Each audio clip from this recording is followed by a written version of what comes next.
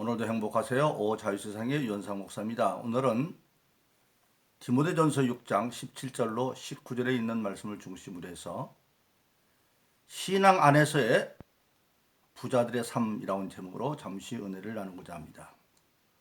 오늘 저 여러분들 모든 신앙인들은 근본적으로 오직 하나님으로부터 인정받는 삶을 살아야 된다 하는 것이 내 마음에 새기고 신앙생활을 해야만 합니다.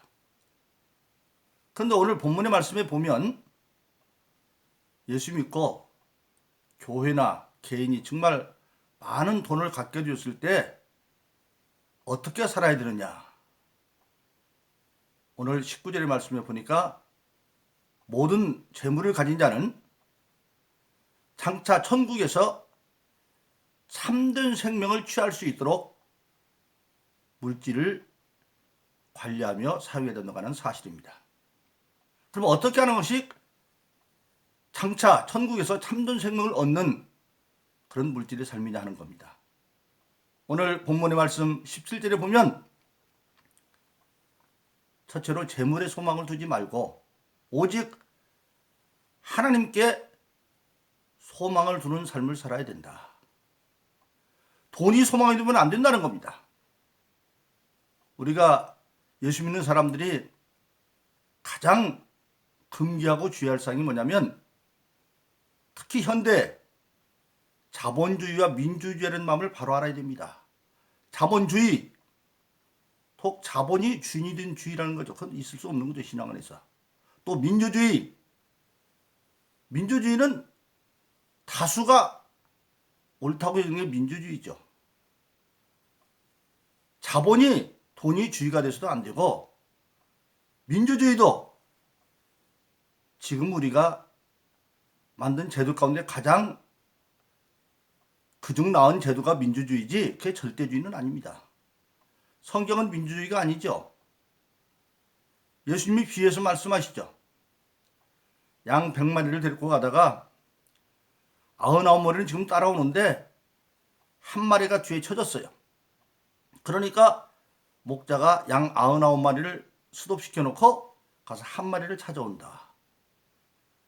이걸 민주주의 개념에 놓고 보면 100명 가운데 90%가 지지하고 따라오면 1% 정도는 버려두지 않겠느냐.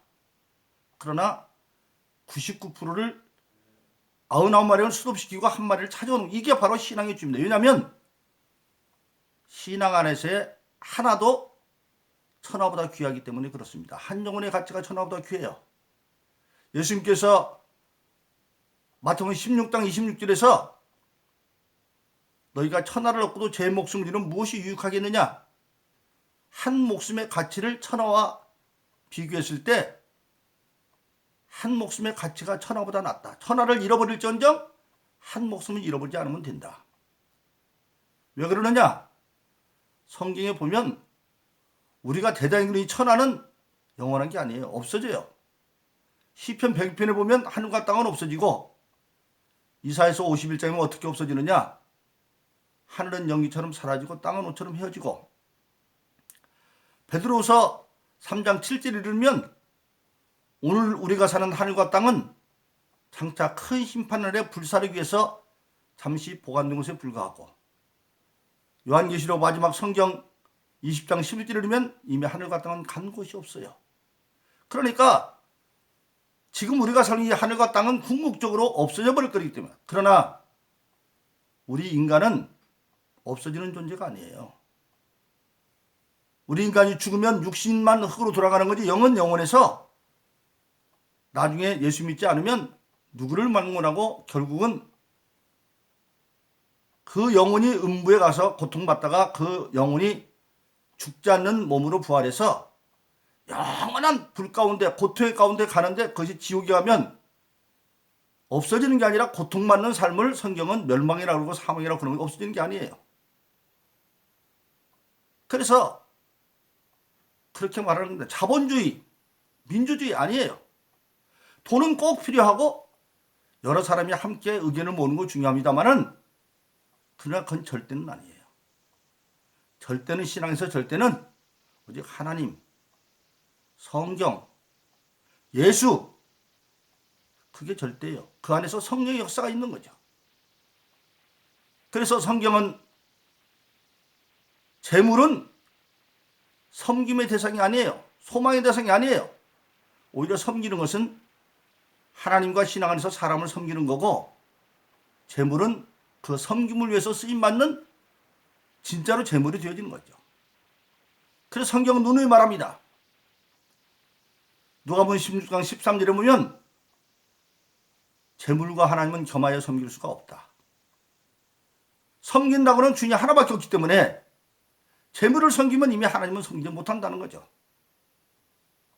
그래서 그렇게 되어지고 나면 만일 신앙 안에서 하나님보다도 재물을 섬기게 되어지면 디모데후서 6장 10절은 돈은 일만하게 뿌리가 되어진다. 그리고 그 돈을 섬기면서 얼마든지 많이 가지려고 노력하다 보면 그 탐심이 생겨서, 욕심이 생겨서, 탐심은 자기가 가질 것 이상을 가지려고 하는 게 탐심이죠. 근데 그 탐심은 골로새 3장 5절에 보니까 탐심은 우상 숭배와 마찬가지다. 그래서 저와 여러분들이 신앙생활을 알아야 될 것은 물질에 대한 기본 개념을 알아야 됩니다. 물질이 있다고 해서 반드시 행복한 게 아니에요. 물질은 꼭 있어야 되지만 물질은 섬김의 대상이 아닙니다. 여러분, 우리나라 한번 경제를 한번 보십시다. 1961년도에 우리나라 경제개발 시작하기 전에는 우리나라 1인당 GNP가 불과 89불에 불과했습니다. 그리고 그 당시 통계에 잡혀있는 세계 125개 나라 가운데 우리나라의 경제 수위가 101번째였어. 101번째. 거의 정말로 아주 하류에 속해 있는 거죠. 그때 오히려 북한은 1인당 GNP가 320불이었어요. 우리보다 3배보다 더 많았죠. 그리고 국력 순위는 125 나라 가운데 50위에 가탕했어요. 그러나 우리나라가 지금은 어떻게 됐습니까? 2018년도 유명한 영국의 경제지표 발표기관인 헨리 잭슨 소사이티라는 기관에서 발표한 자료에 의하면 우리나라는 국민 GNP가 3만 불을 이미 넘었고, 그리고 경제력으로만 따지면 세계 7위의 나라가 되어졌고, 경제력뿐만 아니라 모든 문화나 모든 것을 합쳐보면 국력으로 보면 세계 11위가 되어 있습니다. 그런데 북한은 110위권 밖으로 밀려나 있고요. 그런데 놀라운 건 바로 뭐냐? 그렇게 경제적으로 1961년도에 120개국 가운데 101위밖에 안 되었는데 지금은 경제력으로는 7위고 국력으로는 11위가 되었음에도 불구하고 선진 OECD 국가 34위 가운데 우리나라 국민이 정말 행복하냐? 행복 주소를 따져봤더니 그것은 34개국 가운데 26번째 나라예요. 거의 꼴찌 수준의 나라에 가까운 거예요. 그런데다가 우리나라 자살률은 선진 OECD 국가 33위 제1위입니다. 왜 그렇게 되어졌습니까? 돈이 주의가 되어지면, 자본주의가 되어지면 궁극적으로 인간은 행복할 수 없습니다. 옛날에 비교하면 우리나라는 정말 엄청 부자가 되어졌죠. 그런데 지금은 서로 비교적으로, 상대적으로 차를 타도 소형차를 탄 사람은 중형차 탄 사람 보면 기가 죽고, 중형차 탄 사람은 대형차 보면 기가 죽고, 상대적인 빈곤에 사로잡혀 있고 행복을 못 느껴서 그 지경이 되어져 있는 겁니다. 그래서 바로 뭐냐? 성경은 자기 가진 것 안에서 지족할 수 있는 은혜가 주어지는데 그렇지 않냐고 재물에 소망을 두면 결국은 인간은 행복하지 못하고, 그리고 스스로 목숨을 끊는 자살률 1위의 국가가 되고 말았다고 하는 사실입니다. 그래서 우리 신앙인들은 재물에 소망을 두는 것이 아니라 오직 하나님 앞에 소망을 두는 삶을 살아야 되고, 그리고 우리에게 부가 주어졌을 때 그 부가 어디서 온 걸 바로 알아야 된다는 겁니다. 오늘 17절에 보면 모든 재물은 하나님께서 후히 주사 누리게 한 것을 알아라, 그렇게 말하고 있습니다. 하나님께서 주셨다 하는 겁니다. 그걸 하나님은 이스라엘 백성들의 절기 가운데 수장절, 오늘로 말하면 추수감사절이죠. 그때 그것을 명심하도록 만들었어요. 1년 가운데 수장절 추수감사절이 되면 7일 동안 지키는데 가장 물질이 넘쳐서 곳간에 수확량들을 다 쌓아놓고 그렇습니다. 그런데 그 수장절에는 집에서 지내는 것이 아니라 집 앞에 초막을 짓고 나무나 풀로 임시주택을 짓고 그 안에서 일주일 동안을 지내게 되어 있어요. 그건 뭐냐? 너희들이 지금 편안한 집에서 그렇게 잘 사는 것은 너희 힘으로 된 것이 아니라 하나님의 은혜가 아니면 너희는 여전히 이 광야 가운데 있는 초막에서 살 존재밖에 되지 않았다 하는 걸 알라고 하는 겁니다. 바로 그렇습니다. 우리나라 국민이나 모든 사람들이 특히 지금 젊은 세대 알아야 될 게 바로 뭐냐? 우리나라가 오늘날 옛날에 정말로 GNP 89불에서 3만 불이 넘고 120개국가는 101위밖에 안 되는데 지금은 경제적 7위고 국력 11위가 된 그 안에는 무엇가 있었느냐? 우리나라는 경제적으로 자원이 없어서 자원 빈국이다, 그렇게 말합니다. 그런데 어떻게 해서 우리나라가 이렇게 경제 부흥했느냐? 한마디로 수출을 통해서. 그래서 수출 입국이다, 그렇게 말하죠. 수출 입국. 근데 수출은 뭡니까? 해외에서 수출 신용장, 소위 LC라고 하는 것, 수출 신용장이 오면 그걸 수출을 통해서 우리나라가 경제를 이렇게 컸습니다. 그런데 이게 뭘까요? 우리나라는 자원이 없는 나라. 성서적으로 보면 이스라엘 백성이 광야에서 40년 살 때 먹을 게 없다고 부르짖으니까 하나님이 새벽에 만나를 땅에서 내려주었고 하늘에서 내려주었고, 그리고 저녁 때는 메추라기를 동풍이나 서풍을 불어줘서 그 메추라기를 육신을 먹고 살았습니다.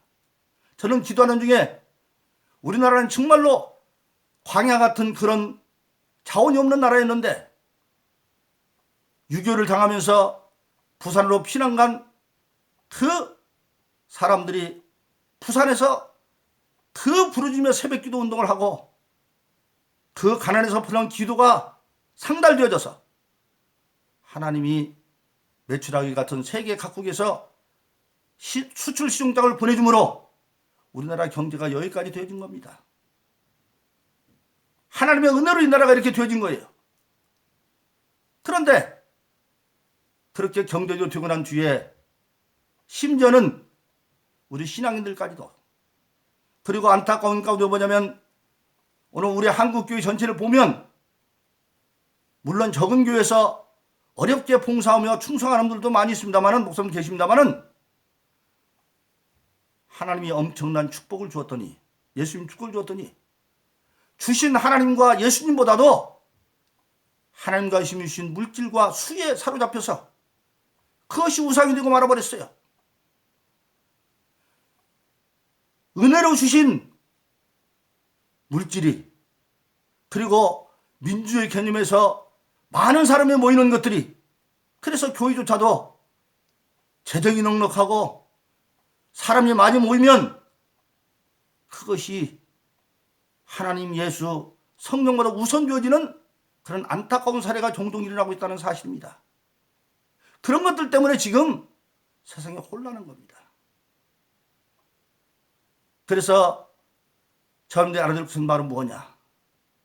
우리나라는 광야 40년 생활한 그런 곳인데 정말 자원도 없어서 도저히 전쟁의 표에서 일어날 수 없는 나라였지만은 세계 역사위를 찾아볼 수 없는 그런 경제인 부흥이 이런 것이 바로 뭐냐? 신앙인들의 눈물 뿌리는 새벽기도의 결과가 이렇게 되졌는데, 그걸로 하나님이 주어주니까 오히려 하나님 주신 하나님과 예수님보다도 하나님이 주신 것들에 매달려서, 물질에 매달리고 사람 숫자에 매달려서 많은 게 힘을 쓰는 민주주의 개념이 매달려서 바람직한 방향으로 가고 있는 안타까운 상황이 일어나고 있는 것입니다. 그를 위해서 우리는 지금 기도해야 돼요. 그래서 우리는 우리의 모든 주어진 것들이 초막절의 규례, 우리가 하나님이 후회 주시지 않았다고 한다면 우리는 여전히 초막에 살 수밖에 없는데, 하나님의 은혜로 우리가 좋은 아파트에서도 살고 좋은 곳에 살고 있다는 걸 알아야 되는데 초막절의 정신을 잃어버리고 있다고 하는 안타까움을 갖고 있습니다. 그래서 저와 여러분들은 하나님 주신 물질과 많은 성도들의 모인 것 감사한 일이죠. 그래서 그걸 가지고 그걸 섬기면 안 돼요. 안 됩니다. 저도 목사입니다는 항상 마음에 찔린 게 뭐냐면, 나는 과연 세상으로부터 사람들로부터 부족하지만 욕먹지 않는 목사, 그리고 가능하다면 존경받는 목사가 되는 것이 우리의 길이 아닌가 하는 생각을 많이 합니다. 여러분, 하나님의 섭리는 참 귀합니다. 제가 유튜브 방송 시작할 때도 어떤 같은 오늘 이제 충고에서 시작을 했는데, 그분은 그때 그래요. 유튜브 방송 시장에서 이제 구독자 수가 많아가지고 얼마 되면 경쟁 수입도 있을 거라고. 나는 그런 거 모르겠고 시작을 했습니다. 근데 놀라운 일이 벌어졌어요. 유튜브에서 한 200명 가까이 사람들이 줬더니 어느 사이 제가 페이스북에다가 저 소개날에다가 오자성 유현상 목사를 썼더니 어느 사이부터 그 페이스북에서 이게 시청이 되기 시작을 했어요. 지금 페이스북은 여러분 거의 한 달에 60만 명 가까운 분들이 조회를 합니다. 60만 회 정도가 조회를 해요. 15분에서 20분 말씀을 전하는데 하루에 24시간에 거의 20시간은 200에서 300분이 이것을 조회하고 있습니다. 300회가. 그러면 얼마겠어요? 한 달 따지면 거의 60만 가까운 분들이, 그것도 회원 아닌 분들이 또 공개로 듣고. 그러나 페이스북은 여러분 보세요. 저는 아무것도 모르니까 이 유튜브 방송이나 해외 방송하면서 오히려 유튜브는 자꾸 적어지고 수입은 단 이것도 1원도 없습니다. 그러나 저는 감사해요. 왜? 이 하나님의 말씀이 부족한 저를 통해서 세계 각국에 우리 모국어를 쓰는 선교사님들이나 또 제 교민들에게 얼마나 많이 지금 이게 공유되어 있는지 몰라요. 그것만 가지고 감사합니다. 감사해요. 그런데 우리 후배 목사님들을 만나보면 참 안타까운 분들이 많아요. 교회가 큰 거 감사한 일입니다. 많이 모이는 거 감사한 일입니다. 재정이 넘치는 건 감사한 일입니다. 그런데 그것에 사로잡히면 안 돼요. 하나님과 예수님이 왜 그렇게 재정의 풍기를 만드는 걸 깨달아 알아서 그것이 섬김 뜻이 아니라 선한 목적이었어야 된다. 그래서 오늘 본문의 말씀에 보면 근본적으로 17절에 보니까 뭡니까? 모든 재물은 섬기지 말고 마음을 높이지 말고 오직 하나님의 선을 이루는 선한 재물이 되게 하라, 그렇게 말하고 있습니다. 선한 삽을 써라. 여러분, 종종 말씀을 드렸습니다마는 이 세상은 없어져요. 하늘도 땅도 다 없어집니다. 없어질 때 이 세상에 있는 것도 다 불타 없어져요. 그러면 없어지지 않게 하면 어떻게 되느냐? 예수님이 일찍이 마태복음 6장에서 그것을 하늘에 쌓아라. 보물을 하늘에 쌓아라. 그래서 재물로 교회나 개인이 물질의 여유가 있으면 그것이 바로 하나님 안에서 섬김의 대상이 아니라 하나님과 사랑으로 사람을 섬기는 것에 재물이 되어지는 그런 삶을 사는 것이 바로 신앙 안에서 참된 물질의 관리라고 하는 사실입니다. 그러므로 저와 여러분들은 오늘 나에게 주어진 대로 그 안에서 감사함으로 하나님의 선한 일은 큰 것부터 안 해도 돼요. 마태복음 10장에 보면 제자 이름으로 소작에 냉수 한 그릇 준 것도 상을 지낸다고 그랬어요.